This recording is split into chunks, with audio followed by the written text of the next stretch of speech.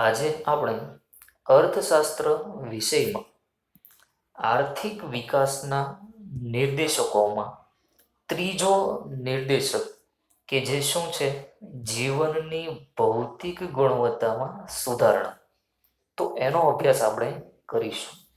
તો અગાઉના વિડીયોમાં આપણે જોઈ ગયા હતા કે એના પ્રથમ બે નિર્દેશકો કે રાષ્ટ્રીય આવકનો વૃદ્ધિ દર અને બીજું હતું કે માથાદીઠ આવકનો વૃદ્ધિ દર. અને હવે આજે આપણે ત્રીજો નિર્દેશક છે કે જે જીવનની ભૌતિક ગુણવત્તામાં સુધારણા, એનો અભ્યાસ કરીશું. તો પહેલા સમજીએ સામાન્ય રીતે કે જીવનની ભૌતિક ગુણવત્તા શું છે.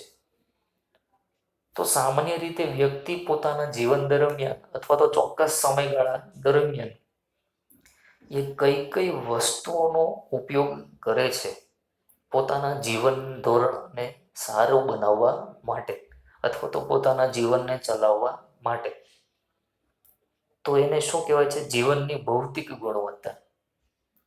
કે પોતાના જીવનમાં સારી સારી વસ્તુનો ઉપયોગ કરતું હોય, સારી ગુણવત્તાવાળી વસ્તુઓનો ઉપયોગ કરતું હોય તો કહી શકાય કે વ્યક્તિના જીવનની ગુણવત્તા કેવી છે, સારી, અથવા તો એના જીવન ધોરણમાં શું આવેલો છે, સુધારો.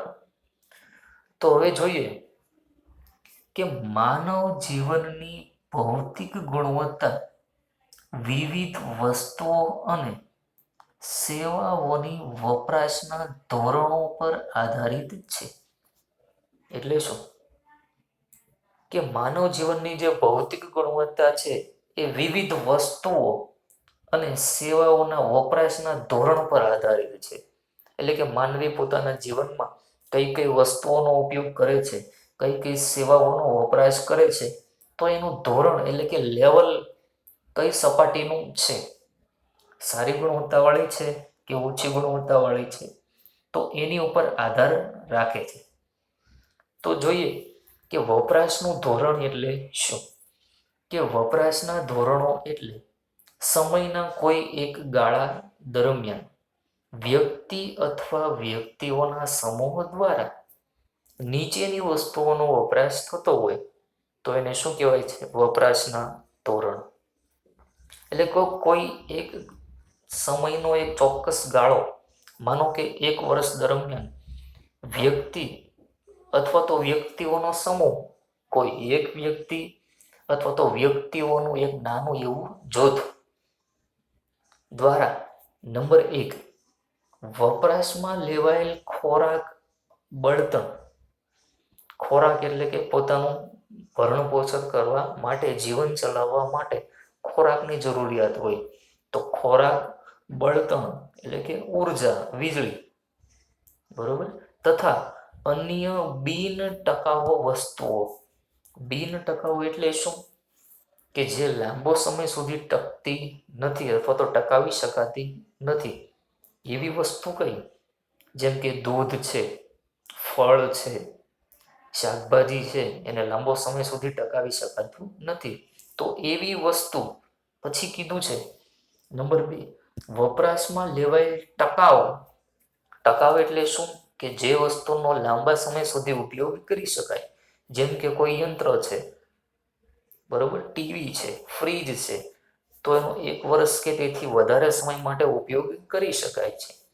પછી કીધું છે કે અર્ધ ટકાઉ વસ્તુઓ. અર્ધ ટકાઉ એટલે શું કે જેમ કે કપડાં છે, બૂટ છે, તો એ શું છે, અર્ધ ટકાઉ વસ્તુઓ. અને વપરાશમાં લેવાયેલ સેવાઓનો સમૂહ.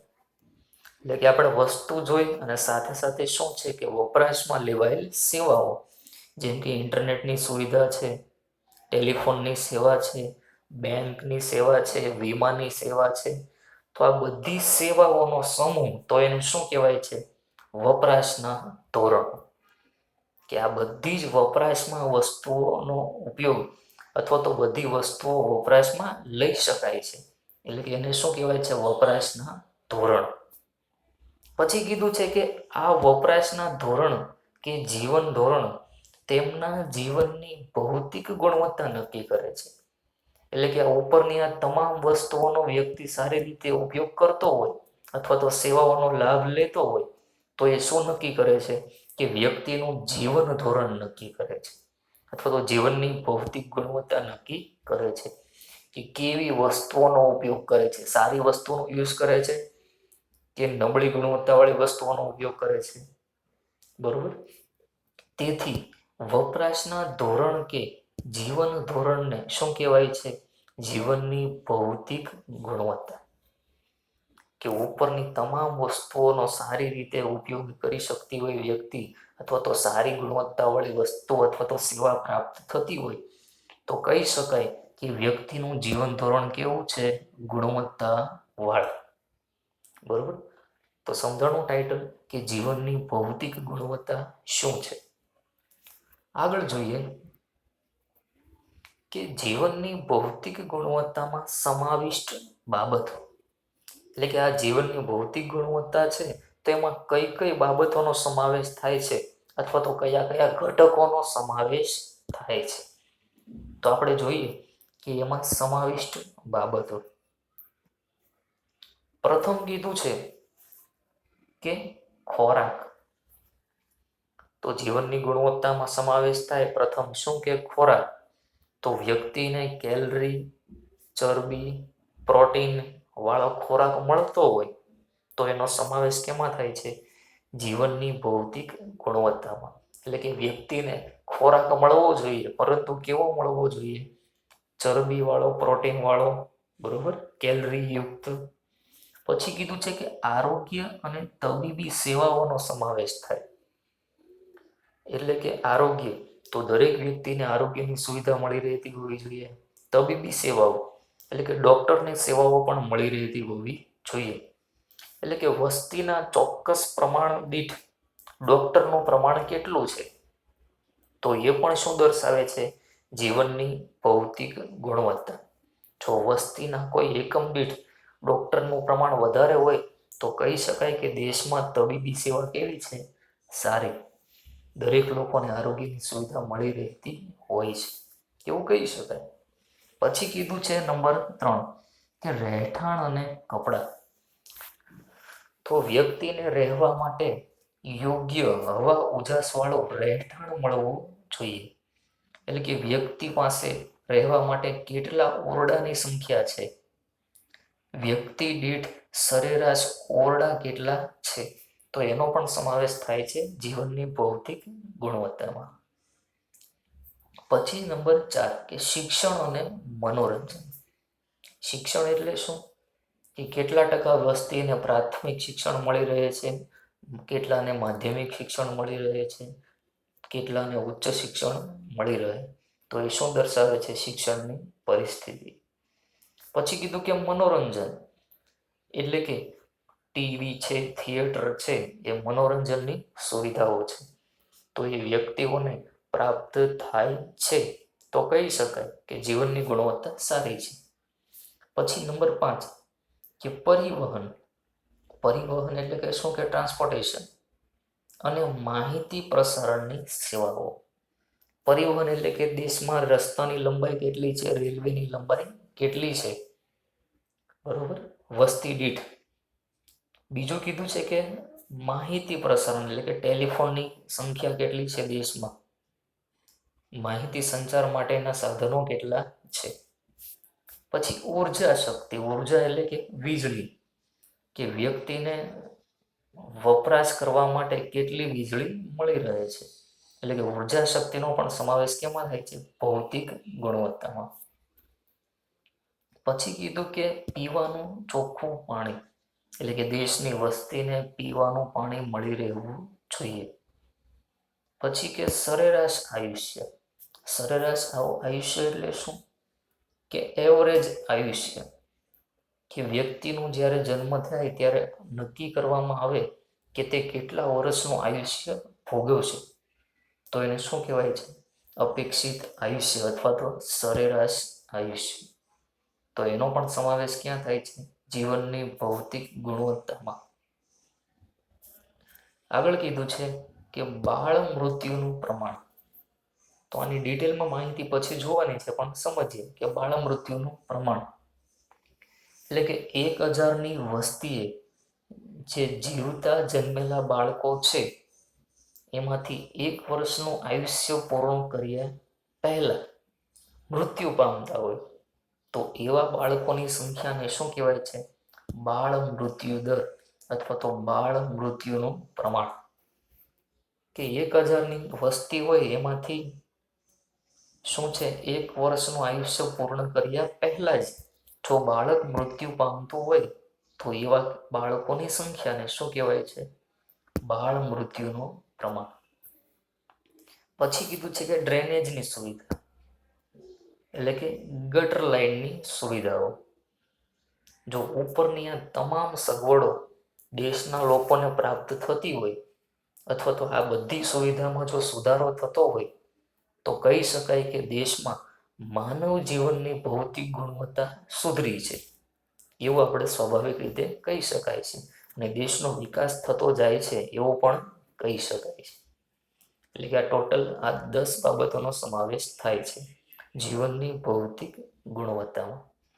જો આ 10 સુવિધાઓ વધે અથવા તો એની ગુણવત્તામાં સુધારો થાય તો કહી શકાય કે દેશમાં વિકાસ થાય છે. હવે જોઈએ આગળ કે જીવનની ભૌતિક ગુણવત્તાનો આંક. શું કીધું છે અહીંયા? આંક, સુધારણા નહીં. એને શોર્ટમાં શું કહેવાય છે? PQLI એટલે કે ફિઝિકલ ક્વોલિટી લાઈફ ઇન્ડેક્સ. એટલે કે આ એક સૂચક આંક છે. એટલે કે એની ગણતરી કરવામાં આવે છે કે જીવનની ભૌતિક ગુણવત્તામાં કેટલો વધારો થયો, કેટલો ઘટાડો થયો. એ ઇન્ડેક્સની મદદથી એટલે કે સૂચક આંકની મદદથી એ ગણતરી કરવામાં આવે છે. પછી એની આપણે માહિતી જોઈએ કે રાષ્ટ્રીય આવક અને માથાદીઠ આવકનો વધારો એ આર્થિક વિકાસમાં આપણે કહીએ તો સાચો નિર્દેશક નથી. કારણ કે જો રાષ્ટ્રની આવક વધી હોય, માથાદીઠ આવક વધી હોય પણ એની ફાળવણી અસમાન રીતે થઈ હોય તો કહી શકાય નહીં કે દેશમાં વિકાસ થયો છે. બરોબર? એટલે કે અમુક લોકોના હાથમાં આવક કેન્દ્રિત હોય તો દેશમાં વિકાસ થયો નથી. પરંતુ દેશનો વિકાસ જાણવો હોય તો ગરીબોના જીવન ધોરણમાં સુધારો કેટલો થયો એ જાણવું પડે. બરોબર? તો એટલા માટે આ બધી બાબતોને ધ્યાનમાં રાખી કે રાષ્ટ્રીય આવકની મર્યાદા, માથાદીઠ આવકના વૃદ્ધિ દરની મર્યાદાને જોઈ. બરોબર? અને પછી ડેવિસ મોરિસ નામનો વ્યક્તિ કે એણે નવી કંઈક રજૂઆત કરી જીવનની ભૌતિક ગુણવત્તાનો આંક. કે શોર્ટ ક્વેશ્ચન આપણે પૂછાય 1 માર્ક્સમાં કે જીવનના ભૌતિક ગુણવત્તાના આંકની રજૂઆત કોણે કરી? તો ડેવિસ મોરિસ નામના વ્યક્તિએ. તો જોઈએ આગળ કે જીવનના ભૌતિક ગુણવત્તાના ઘટકો એટલે કે માનવીની જે ભૌતિક ગુણવત્તા છે જીવનની, એના જુદા જુદા ઘટકો છે અથવા તો ધોરણો છે અથવા તો એને શું કહેવાય કે નિર્દેશકો. તો એમાં ટોટલ આપણે 10 બાબતો જોઈએ પણ એમાં મુખ્ય કેટલી બતાવેલી છે? 3 બાબતો. પ્રથમ શું છે? શિક્ષણનું પ્રમાણ. બીજું અપેક્ષિત આયુષ્ય અને ત્રીજું છે બાળ મૃત્યુનું પ્રમાણ. તો હવે જોઈએ કે 3ની ડિટેલમાં માહિતી. તો પહેલું કીધું કે શિક્ષણનું પ્રમાણ. તો એમાં શું કીધું છે કે દેશમાં સાક્ષરતાનું પ્રમાણ શિક્ષણની સ્થિતિ દર્શાવે છે. સાક્ષરતા એટલે શું? કે દેશમાં કેટલા લોકો ભણેલા છે. તો સાક્ષરતાનું પ્રમાણ એ શું બતાવે છે? દેશમાં શિક્ષણની સ્થિતિ દર્શાવે છે કે સારી પરિસ્થિતિ છે અથવા તો ખરાબ છે. દેશમાં શિક્ષણ મેળવેલી વસ્તીની ટકાવારીના આધારે શિક્ષણનું પ્રમાણ જાણી શકાય છે. એટલે કે દેશમાં કેટલા લોકો એજ્યુકેટેડ છે એનો જે ટકાવારીનો દર છે અથવા તો શિક્ષણ મેળવેલી વસ્તી છે એની ટકાવારીનો દર જો આપણે જાણી શકતા હોઈએ તો કહી શકાય કે દેશમાં શિક્ષણનું પ્રમાણ આ પ્રકારનું છે અથવા તો આટલા લોકો શિક્ષણ મેળવેલા છે અથવા તો એજ્યુકેટેડ છે. પછી કીધું છે કે અપેક્ષિત આયુષ્ય. તો સમજીએ એની વ્યાખ્યા કે બાળકના જન્મ સમયે તે કેટલા વર્ષનું આયુષ્ય ભોગવશે તેની અપેક્ષાને અપેક્ષિત આયુષ્ય કહે છે. એટલે કે જ્યારે બાળકનો જન્મ થાય ત્યારે અંદાજ લગાવવામાં આવે કે આ બાળક આટલા વર્ષનું આયુષ્ય ભોગવશે, તો એની અપેક્ષા, ધારણા અથવા તો અંદાજ જે બાંધવામાં આવે છે એને શું કહેવાય છે? અપેક્ષિત આયુષ્ય. કે અપેક્ષિત કેટલા વર્ષ તે જીવશે અથવા તો અંદાજિત કેટલા વર્ષ તે બાળક જીવશે. તો જે પ્રજાનું સરેરાશ આયુષ્ય દર્શાવે છે, એટલે કે એવરેજ આયુષ્ય અથવા તો અપેક્ષિત આયુષ્ય. અપેક્ષિત આયુષ્ય વધે તો આરોગ્યની સેવાઓ સારી છે તેમ કહેવાય. એટલે કે વ્યક્તિના સરેરાશ આયુષ્યમાં વધારો થતો હોય અથવા તો અપેક્ષિત આયુષ્યમાં વધારો થાય, એટલે કે વ્યક્તિ લાંબુ જીવતો હોય, તો કહી શકાય કે દેશમાં આરોગ્યની સ્થિતિ કેવી હશે? સારી. આરોગ્યની પરિસ્થિતિ કેવી હશે? સારી. તો જ વ્યક્તિ લાંબુ જીવી શકે, જો આરોગ્યની સુવિધા સારી હોય તો. જોઈએ નંબર 3 કે બાળ મૃત્યુનો દર. અગાઉ પણ જોયેલી માહિતી આપણે શોર્ટમાં, અત્યારે ફરી વખત એની વ્યાખ્યા જોઈએ કે જીવતા જન્મેલા દર 1000 બાળકોએ 1 વર્ષનું આયુષ્ય પૂર્ણ કર્યા પહેલા મૃત્યુ પામતા બાળકોની સંખ્યાને બાળ મૃત્યુ દર કહે છે. એટલે કે જે 1000ની વસ્તીએ જે જીવતા જન્મેલા બાળકો છે, કે 1000 બાળકોનો જન્મ થયો, બરોબર, ચોક્કસ સમયગાળા દરમિયાન, તો જીવતા જન્મેલા દર 1000 બાળકોમાંથી 1 વર્ષનું આયુષ્ય પૂર્ણ કર્યા પહેલા, કે 1 વર્ષ બાળક જીવતું નથી, 1 વર્ષ કરતા ઓછા સમય સુધી જો જીવતું હોય અથવા તો 1 વર્ષના સમયગાળા દરમિયાન જો બાળકનું મૃત્યુ થતું હોય, તો એવા કેટલા બાળકો છે, તો એની સંખ્યા છે ભેગી કરીએ તો એને શું કહેવાય છે? બાળ મૃત્યુ દર. કે 1000ની વસ્તીએ આટલા બાળકો મૃત્યુ પામ્યા, તો એ શું બતાવે છે? બાળ મૃત્યુનું પ્રમાણ અથવા તો બાળ મૃત્યુ દર. આગળ કીધું છે કે જો બાળ મૃત્યુ દર ઘટે તો દેશમાં આરોગ્યની સગવડ વધી છે તેમ કહેવાય. બરોબર જ છે કે જો બાળ મૃત્યુ દર ઘટે એટલે કે 1000 દીઠ બાળકોનું મરવાનું પ્રમાણ ઘટી જતું હોય અથવા તો ઓછા મૃત્યુ પામતા હોય, તો કહી શકાય કે દેશમાં આરોગ્યની સુવિધા કેવી છે? સારી. જો આરોગ્યની સુવિધા સારી હોય તો જ મૃત્યુ દરનું પ્રમાણ શું થાય છે? ઘટે છે. એટલે કે બાળ મૃત્યુ દર શું થાય છે? ઘટે છે. જો આરોગ્યની સુવિધા સારી હોય તો જ. તો જીવનની ભૌતિક ગુણવત્તાના મુખ્ય 3 ઘટકો અથવા તો ધોરણો અથવા તો એમાં સમાવિષ્ટ 3 બાબતો, કે શિક્ષણનું પ્રમાણ, અપેક્ષિત આયુષ્ય અને બાળ મૃત્યુ દર. હવે જોઈએ આગળ કે PQLIની રચના અથવા તો એની ગણતરી કઈ રીતે કરવામાં આવે છે. PQLI એટલે કે શું છે? કે ફિઝિકલ ક્વોલિટી લાઈફ ઇન્ડેક્સ. ગુજરાતીમાં આપણે શું કહીએ છીએ?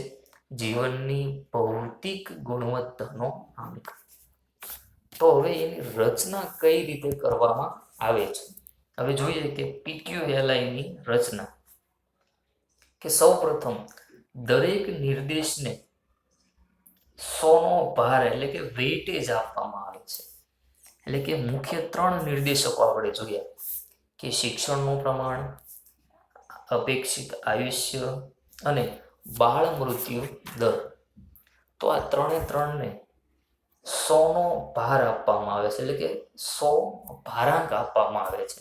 જેમ સ્ટેટિસ્ટિકમાં તમે W ગણો, ભારાંકની ગણતરી કરો, એવી જ રીતે અહીંયા ગણતરી કરવામાં આવે કે શિક્ષણના પ્રમાણને 100નો ભારાંક અપાય, અપેક્ષિત આયુષ્યને પણ 100નો ભારાંક અને બાળ મૃત્યુના દરને પણ 100નો ભાર આપવામાં આવે છે. પછી નિદર્શની કામગીરીના આધારે 0 થી 100ના આંકની વચ્ચે ગુણ મૂકવામાં આવે છે. એટલે કે દેશમાં 3-3ની પરિસ્થિતિ કેવી છે? શિક્ષણ, અપેક્ષિત આયુષ્ય અને બાળ મૃત્યુ. તો આ 3-3 નિર્દેશકને એની કામગીરી અથવા તો એની પરિસ્થિતિના આધારે 0 થી 100ની વચ્ચે ગુણ આપવામાં આવે છે. ત્યાર પછી આ 3-3 બાબતોનો કુલ સરવાળો કરવામાં આવે છે. એટલે કે શિક્ષણને કેટલા ગુણ મળ્યા, આરોગ્યને કેટલા ગુણ મળ્યા, બાળ મૃત્યુ દરને કેટલા ગુણ મળ્યા, તો 3-3નો સરવાળો કરવામાં આવે. પછી આ જે સરવાળો મળે, કુલ સરવાળો, એને 3 વડે ભાંગીને સરેરાશ કાઢવામાં આવે છે. એટલે કે 100માંથી 3-3ને કેટલા ગુણ મળ્યા, તો એનો કુલ સરવાળો કરી અને આ જે આ 3 નિર્દેશકો છે, એટલે કે એને 3 વડે ભાંગવામાં આવે. તો જે આપણે આંક મળે એને શું કહેવાય છે? PQLI. બરોબર. તો આ રીતે એની રચના અથવા તો એની ગણતરી કરવામાં આવે છે. એટલે કે સૌપ્રથમ દરેકને 100નો ભારાંક આપવામાં આવે છે. ત્યાર પછી એની કામગીરીની આધારે 0 થી 100ની વચ્ચે ગુણ મૂકવામાં આવે. પછી આ 3-3નો કુલ સરવાળો કરવામાં આવે અને ત્યારબાદ આ કુલ સરવાળાને 3 વડે ભાંગવામાં આવે અને જે સરેરાશ મળે છે એને શું કહેવાય છે? PQLI નો આંક. અથવા તો શોર્ટમાં જોઈએ કે PQLI બરાબર શિક્ષણનું પ્રમાણ વત્તા અપેક્ષિત આયુષ્યનો આંક વત્તા બાળ મૃત્યુ દરનો આંક. બરોબર. આગળ જોઈએ કે PQLIની મહત્વની બાબત, કે જે જીવનની ભૌતિક ગુણવત્તાનો આંક છે એની મહત્વની બાબતો કઈ છે? તો જોઈએ પ્રથમ કે દેશનો PQLI 100ની નજીક હોય તો કહી શકાય કે કામગીરી કેવી છે? ઉત્તમ. અથવા તો 3-3 નિર્દેશકની કામગીરી કેવી છે? ઉત્તમ અથવા તો સારા પ્રકારની. પરંતુ જો PQLI 0ની નજીક હોય તો કહી શકાય કે કામગીરી ઉતરતી કક્ષાની છે. એટલે કે શિક્ષણની પરિસ્થિતિ નબળી, અપેક્ષિત આયુષ્યની પરિસ્થિતિ નબળી, બાળ મૃત્યુદરની પરિસ્થિતિ નબળી, ઉતરતી કક્ષાની, અથવા તો એને કનિષ્ઠ પણ કહી શકાય. કનિષ્ઠ એટલે કે હલકી કક્ષાની, ઉતરતી કક્ષાની. પછી કીધું કે PQLI નો આંક 0 થી 100ની વચ્ચે હોય. એટલે કે 1 માર્ક્સનો શોર્ટ ક્વેશ્ચન કે PQLI નો આંક, એનું મૂલ્ય કેટલું હોય છે? તો 0 થી 100ની વચ્ચે હોય. કારણ કે આપણે કુલ ભારાંક કેટલો આપેલો છે? મેક્સિમમ 100. એટલે કે એનું મૂલ્ય પણ 0 થી 100ની વચ્ચે હોય. પછી PQLI થી 2 રાજ્યો કે 2 દેશોની તુલના થઈ શકે છે. એટલે કે જુદા જુદા દેશના 2 રાજ્યોની તુલના કરવી હોય તો પણ PQLI મહત્વનો છે.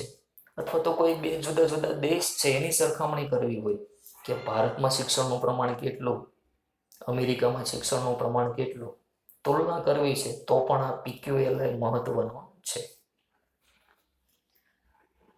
PQLI નો આંક ઊંચો હોય તો કહી શકાય કે દેશનો આર્થિક વિકાસ વધારે છે.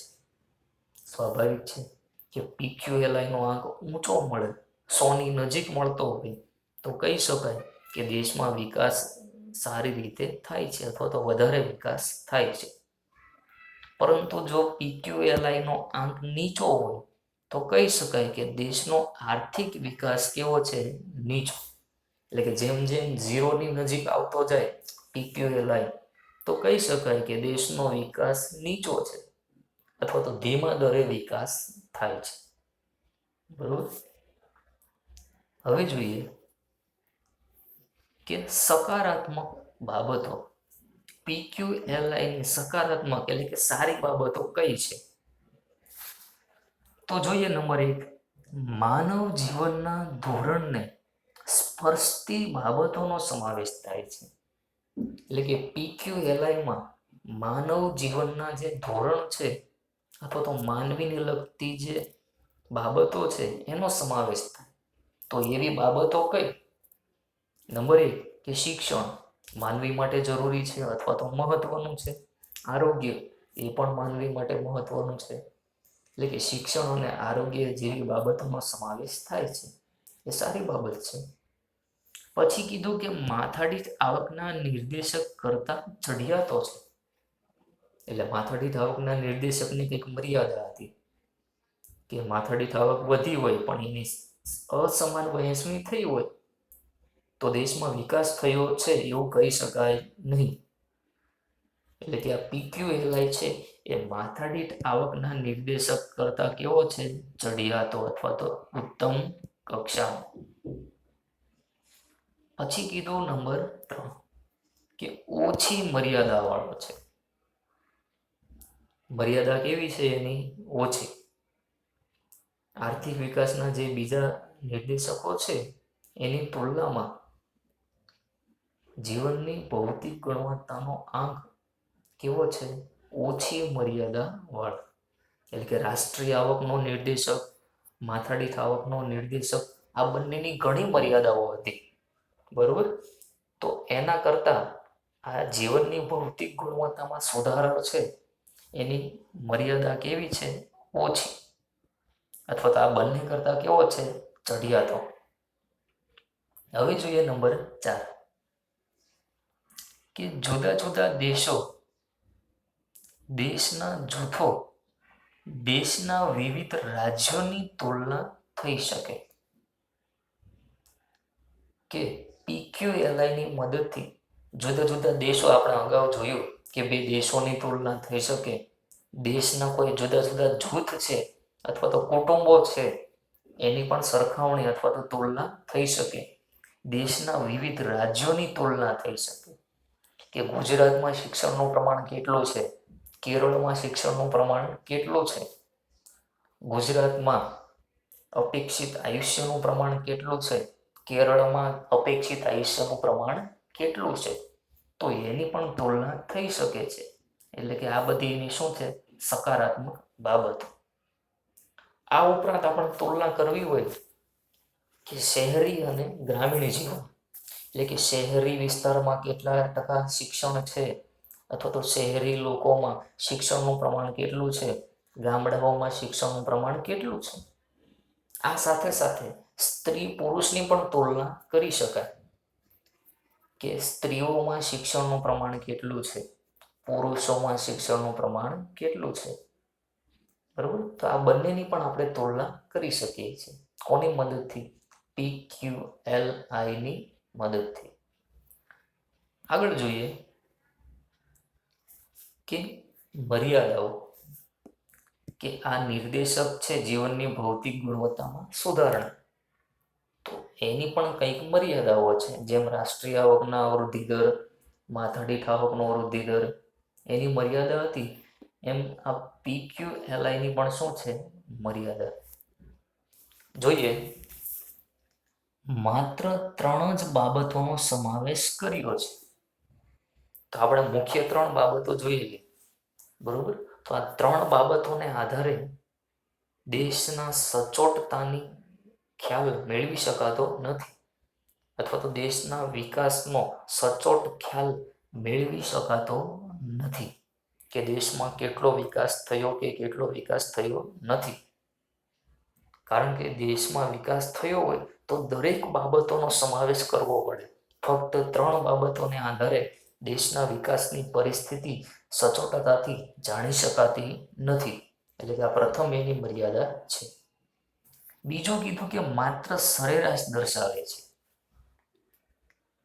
કે 3 નિર્દેશકો છે, શિક્ષણ, અપેક્ષિત આયુષ્ય અને બાળ મૃત્યુ દર.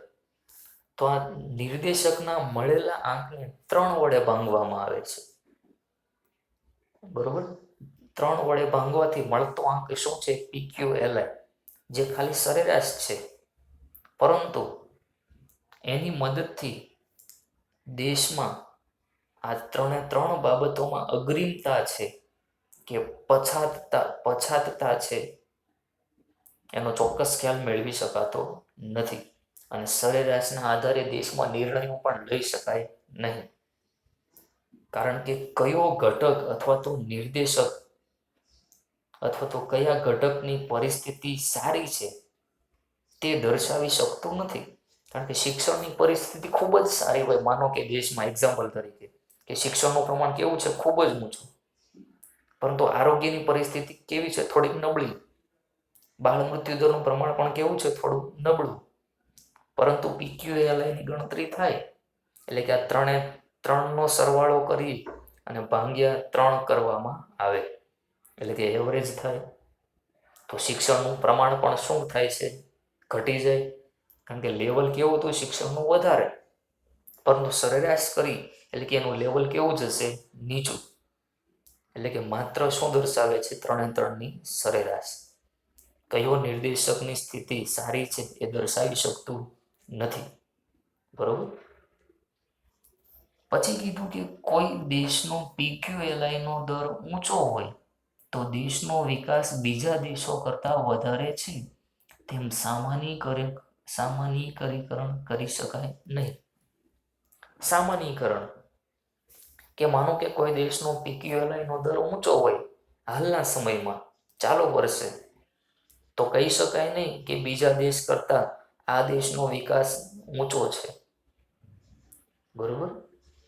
એવું સામાન્યીકરણ કરી શકાય નહીં, એટલે કે એવું તારણ તારવી શકાય નહીં. કારણ કે બીજું વર્ષ આવે એટલે કે આ દરમાં શું થાય છે, ફેરફાર. અથવા તો ખાલી આ 3 બાબતોમાં વધારો થયો હોય, પરંતુ કોઈ બીજા દેશમાં રાષ્ટ્રીય આવકમાં ખૂબ જ વધારો થયો હોય, માથાદીઠ આવકમાં પણ ખૂબ જ વધારો થયો હોય, તો આપણે એવું કહી શકાય નહીં કે દેશમાં PQLIનો દર ઊંચો હોય તો દેશમાં વિકાસ થયો છે, એવું કહી શકાય નહીં. બરોબર. આગળ જોઈએ કે ત્રણેય ધોરણને એક જ સરખું મહત્વ આપવામાં આવે જે અયોગ્ય છે. કે 3 ધોરણને માનવ જીવનમાં એક સરખું જ મહત્વ અપાય છે, એટલે કે દરેકને 100નો ભારાંક આપવામાં આવે છે, જે અયોગ્ય છે. કારણ કે કોઈ વ્યક્તિ માટે શિક્ષણ મહત્વનું હોય, કોઈ વ્યક્તિ માટે આરોગ્ય મહત્વનું હોય છે, પરંતુ અહીંયા દરેકને એક સરખું જ મહત્વ આપવામાં આવે છે. એટલે કે આ પણ એની શું છે, મર્યાદા. પછી કીધું કે આવક વૃદ્ધિની ઉપેક્ષા કરવામાં આવી છે. આવકની શું કરેલી છે, ઉપેક્ષા. એટલે કે અહીંયા 10 પરિબળો હતા અને પછી આપણે 3 પરિબળો જોઈએ અથવા તો ઘટકો, એમાં આવક શબ્દ ક્યાંય સમાવેશ થયેલો જ નથી. એટલે કે આવકનો સમાવેશ અહીંયા કરવામાં આવેલો નથી. એટલે કે આવક વૃદ્ધિની શું કરી છે, ઉપેક્ષા. જો આવક લોકોની વધેલી હશે તો એની જીવનની ગુણવત્તામાં શું થશે, સુધારો. પરંતુ અહીંયા આવક શબ્દનો પ્રયોગ કરવામાં આવેલો જ નથી, તો એ પણ એની શું છે, એક મર્યાદા. આગળ જોઈએ કે ધનિક દેશોની PQLI વધવાની ગતિ ધીમી હોય છે, કારણ કે સરેરાશ આયુષ્ય અમુક હદથી વધારી શકાતું નથી. સ્વાભાવિક છે કે જે ધનિક દેશો છે, વિકસિત દેશો છે, એની કદાચ PQLI વધવાની ગતિ ધીમી હોય છે. એનું કારણ છે કારણ કે સરેરાશ આયુષ્ય છે એ અમુક હદથી, અમુક ઉંમરથી, અમુક લિમિટથી વધારી શકાતો નથી. બરોબર. કારણ કે માનવીનું જીવન છે એ અમુક ઉંમર સુધી વ્યક્તિ જીવી શકે છે, એની વધારે ઉંમર કોઈ વ્યક્તિની નથી, અથવા તો એના કરતાં વધારે જીવી શકતું નથી. એટલે દેશમાં ગમે તેટલી આરોગ્યની તમે સુવિધા વધારો, પરંતુ સરેરાશ આયુષ્ય છે એ અમુક હદ અથવા તો અમુક ઉંમર સુધી મર્યાદિત છે, એના કરતાં વધારી શકાતું પણ નથી. તો એ એની શું બતાવે છે, મર્યાદા. હવે જોઈએ કે વર્તમાનમાં આપણે વાત કરીએ કે વિશ્વમાં 2003 પછી PQLIના આ 3 બાબતોને આધારે બનતા આંકને બદલે તેમાં માનવ જીવનને જે સ્પર્શતી બીજી 3 બાબતોનો સમાવેશ કરીને જીવનની ભૌતિક ગુણવત્તાનો આંક તૈયાર કરવામાં આવે છે. જીવનની ગુણવત્તાનો આંક એટલે કે 2003 પહેલા શું હતું કે આ 3 જ બાબત કે શિક્ષણ, અપેક્ષિત આયુષ્ય અને બાળ મૃત્યુનો દર, આ 3 બાબતોનો સમાવેશ કરતા PQLM હવે ટોટલ 6 બાબતો 2003 પછી નવી 3 બાબતોનો ઉમેરો કરવામાં આવ્યો છે અને ત્યાર પછી જીવનની ગુણવત્તાનો આંક નક્કી કરવામાં આવે છે. બરોબર. તો આજે આપણે આર્થિક વિકાસના ત્રીજા નિર્દેશકનો અભ્યાસ કર્યો. એની તમામ માહિતી આપણે જોઈ. Thank you.